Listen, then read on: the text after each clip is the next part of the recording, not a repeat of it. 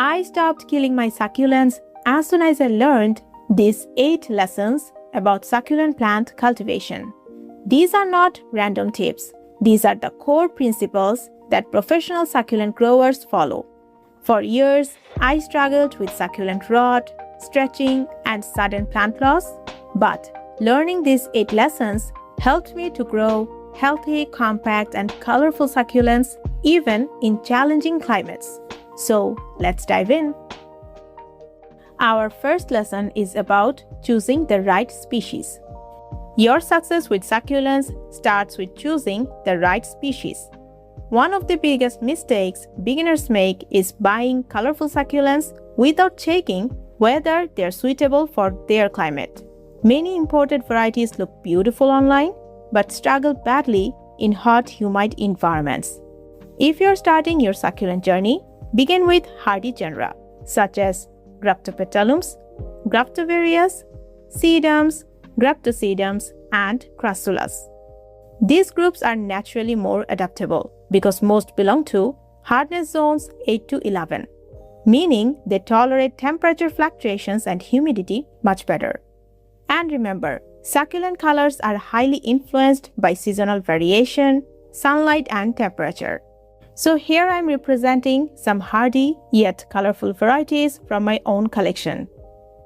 Graptopetalum Purple Delight, Graptopetalum Murasaki, Graptovaria Phantom, Graptovaria Tituban, Sedum Firestorm.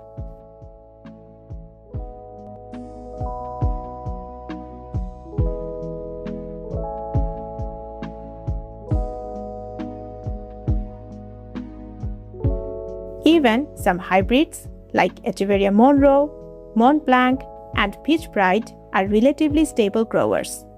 The key lesson: don't collect succulents based only on appearance. Research their adaptability first. The right species selection can save you from most succulent growing frustrations. Lesson number 2 is controlled watering practice. Succulents store water inside specialized parenchyma cells in their leaves. When overwatered, these cells overexpand and burst, leading to rapid tissue breakdown. This is why rot can happen overnight. So, to prevent root rot, I water only when 90% of the soil is dry and always water deeply. Then allow complete drainage because light watering or frequent watering also causes root rot. Water the soil, not the plants. If any water accumulates on the succulent rosettes, blow that out or soak that with a tissue paper because that also rots the succulents overnight.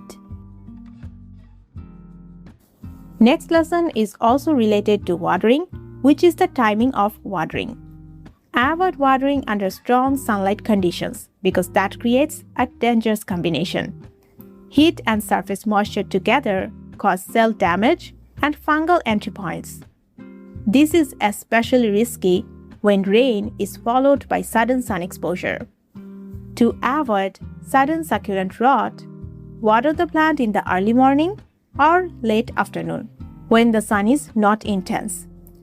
And protect the plant from unexpected rain. You can cover the plant with a shade cloth or poly cover as I'm using here when it's raining and remove that after rain. Try to have an idea of the daily weather conditions in your area to avoid damage caused by heat and humidity, especially in the middle of the summer and during the rainy season. Lesson number 4 is about the potting soil mix, which is considered the foundation of success. In nature, succulents grow in shallow, rocky, fast-draining soils. So when we are growing them in our garden, they need exactly that type of soil. The succulent soil mix should be very fast-draining, airy, have balanced nutrients, and can hold light moisture.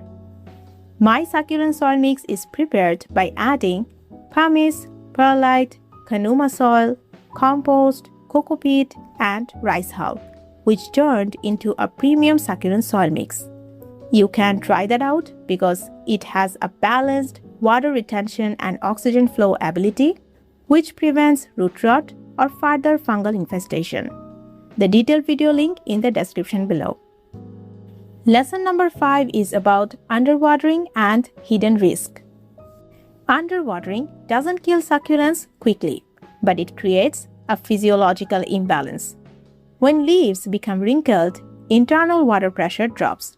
At this stage, if water sits on the rosette of the succulent, the plant absorbs those moisture directly through leaf tissue to balance the water pressure, which causes further rotting. So take lower leaves before watering. If they feel soft, it's time to water. This method helps to prevent both overwatering and underwatering. Healthy succulents maintain turgor pressure, which keeps cells firm and resistant to pathogens. So you need to be a little tricky about watering your succulents.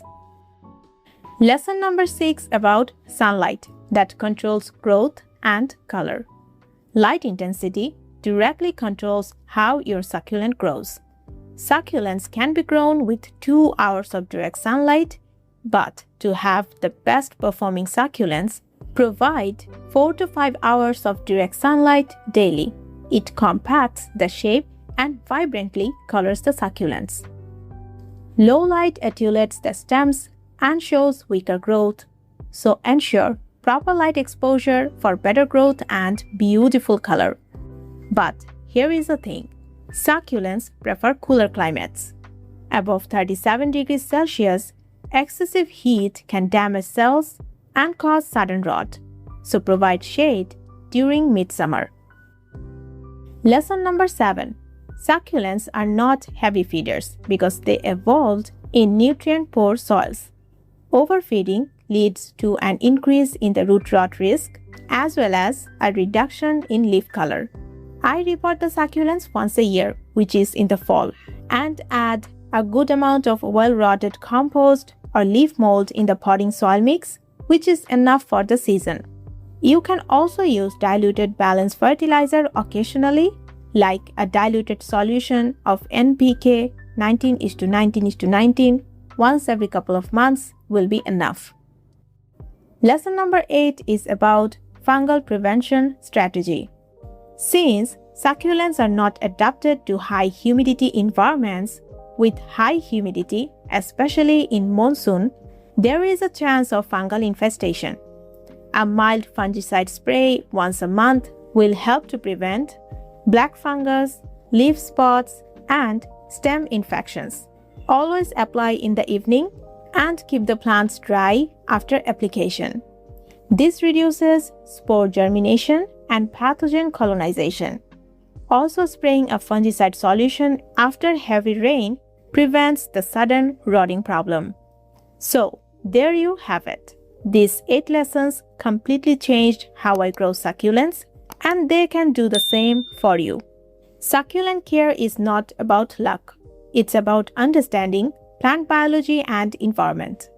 Subscribe for more deep science-based plant care guides.